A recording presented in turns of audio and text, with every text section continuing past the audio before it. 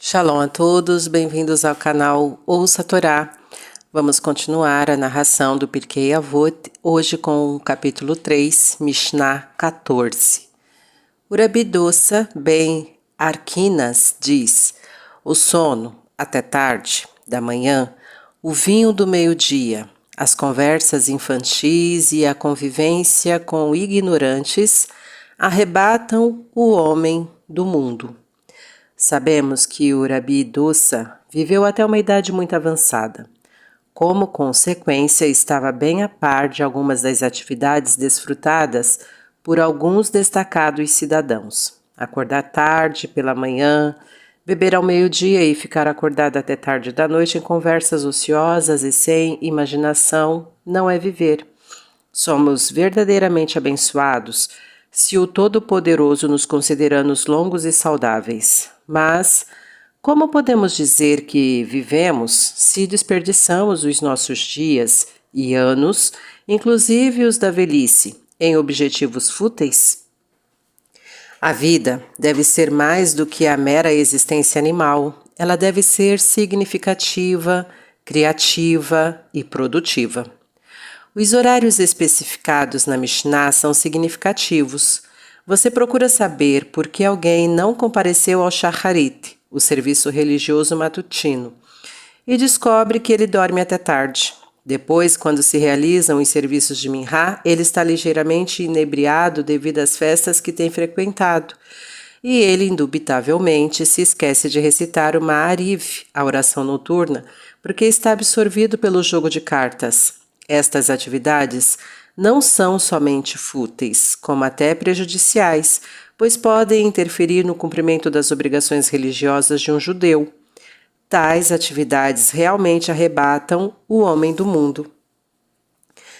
Essas atividades improdutivas podem também estar relacionadas a uma série de causas e efeitos. Talvez a pessoa durma até tarde pela manhã porque ficou acordada até tarde assistindo a algum filme monótono na televisão.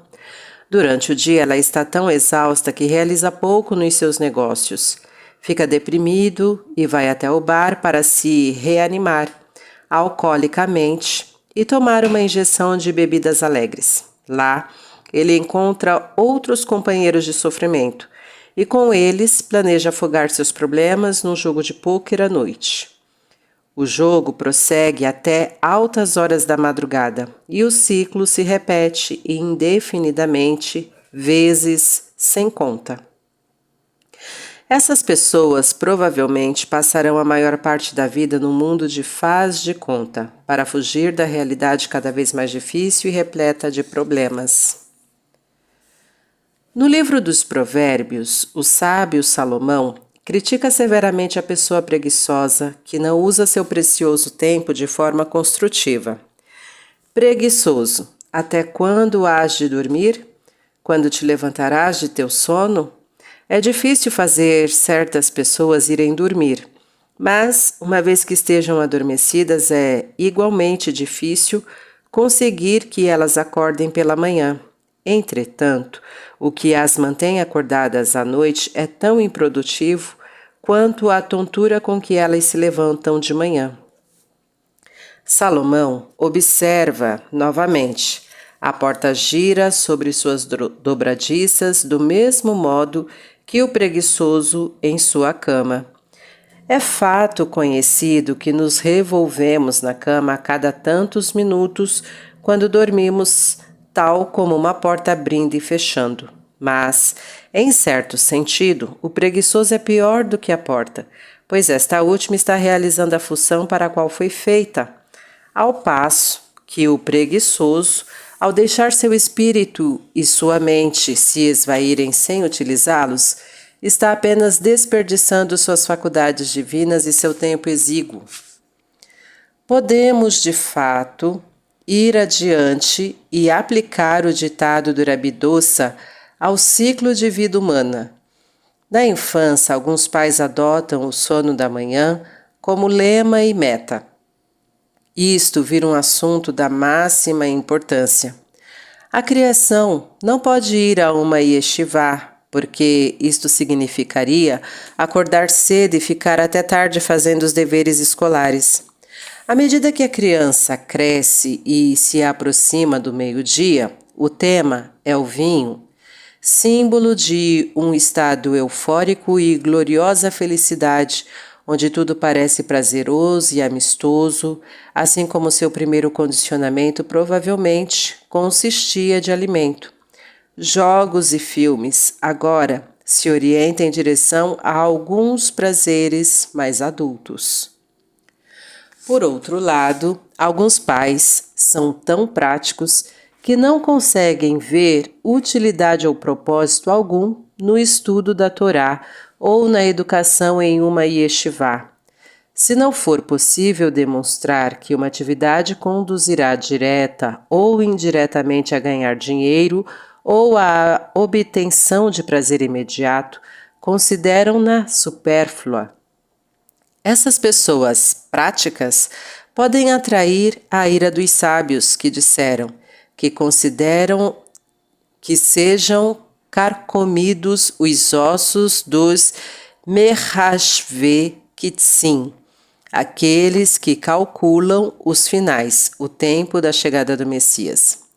O termo aramaico poderia ser traduzido como aqueles que sempre estimam e calculam objetivos práticos e propósitos finais, como tal busca de tahlit, resultados práticos, é utilizada para transtornar o aprendizado da Torá. Seu resultado é decididamente trágico. Continuemos interpretando esta Mishnah. À medida que o nosso hipotético indivíduo envelhece, se limita a uma conversa infantil. Com o enfraquecimento físico e a diminuição de seu interesse pela vida, ele se reduz à conversação ociosa, aos jogos insossos ou à terapia tramada por assistentes sociais bem-intencionados para preencher a fase final e estéril de uma existência estéril.